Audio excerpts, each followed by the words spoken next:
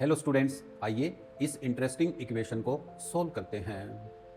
Solve x square plus 8x plus 16 divided by x square plus 2x minus 8 is equal to 0। इस equation में left hand side में एक rational expression है और ये rational expression 0 के इक्वल है, तो इससे एक इक्वेशन बनाई गई है। तो हम क्या करेंगे, इस लेफ्ट हैंड साइड में न्यूमरेटर और डिनोमिनेटर दोनों को फैक्टराइज करेंगे।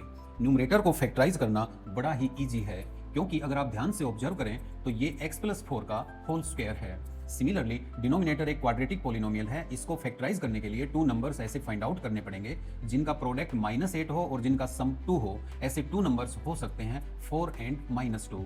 तो इन दोनों को ऑब्जर्व करके आप इनके डायरेक्ट लीनियर फैक्टर्स लिख सकते हैं, x plus 4 into x minus 2। तो ये दोनों x square plus 2x minus 8 के फैक्टर्स होंगे और अब ये रैशनल एक्सप्रेशन 0 के इक्वल है, जो कि एक इक्वेशन है। तो इसको सोल्व करने के लिए हम क्या करेंगे कि न्यूमरेटर में x प्लस 4 दो बार आया है, यानी कि उसका स्क्वायर है, और डिनोमिनेटर में x plus 4 into x minus 2 exist करता है। This is equal to 0। अब हम क्या करेंगे, x प्लस 4 को x प्लस 4 से कैंसिल कर देंगे न्यूमरेटर और डिनोमिनेटर में, जो कि कॉमन है।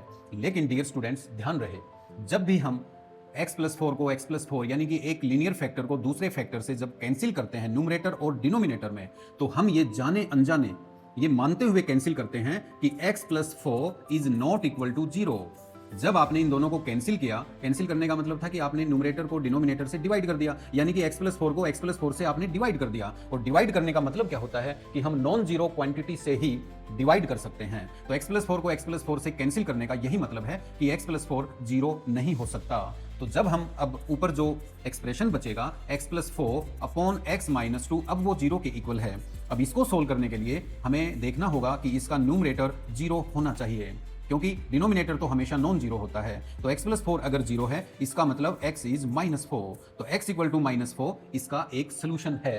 लेकिन हमने अभी अभी जब न्यूमरेटर को डिनोमिनेटर से डिवाइड किया था, x प्लस 4 को x प्लस 4 से, जो कि न्यूमरेटर और डिनोमिनेटर में एग्जिस्ट करते थे दोनों फैक्टर्स, तो हमने ये अज्यूम किया था कि x प्लस 4 0 के इक्वल नहीं है, यानी कि x -4 के इक्वल नहीं है। लेकिन यहां तो सोल्यूशन आया है x इक्वल टू -4। इसका मतलब x equal to -4 is not a solution of this equation. तो फिर इस इक्वेशन का क्या सोल्यूशन है? तो डियर स्टूडेंट्स, इस इक्वेशन का कोई सोल्यूशन नहीं है।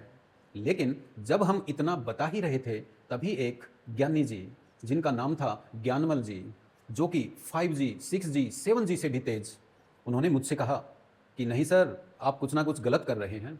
ऐसा कैसे हो सकता है कि इस इक्वेशन का कोई भी सोल्यूशन ना हो? आपने कुछ ना कुछ गड़बड़ की है। आपने ये दोनों फैक्टर्स को कैंसिल करके और फिर खुद ही अज्यूम कर लिया कि ये -4 नहीं होगा, और फिर लास्ट में आपने ये बोल दिया कि -4 इसका सोल्यूशन नहीं है। तो नहीं सर, मैं ऐसा नहीं मानता, ज्ञानीमल जी बोले। तो मैंने ज्ञानीमल जी से क्षमा याचना की। तो फिर ठीक है ज्ञानीमल जी, आप बताइए हम इसको कैसे सोल्व कर सकते हैं? तो ज्ञानीमल जी ने क्या बताया, चलिए हम आपको बताते हैं।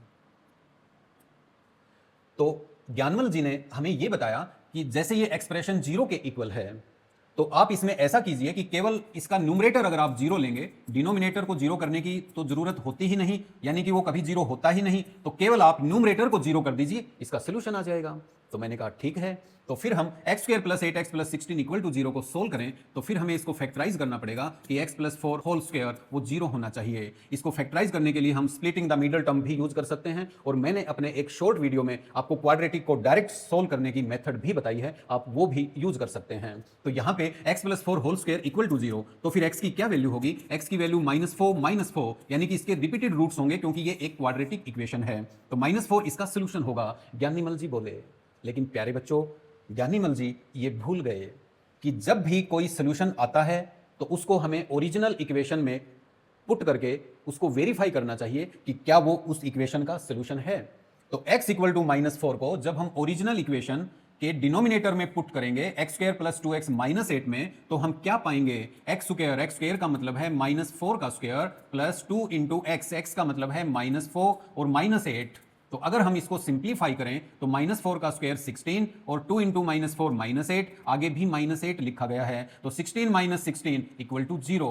तो x इक्वल टू -4 रखने पे इस इक्वेशन में लेफ्ट हैंड साइड का डिनोमिनेटर 0 बन जाता है, जो कि नॉट डिफाइंड है।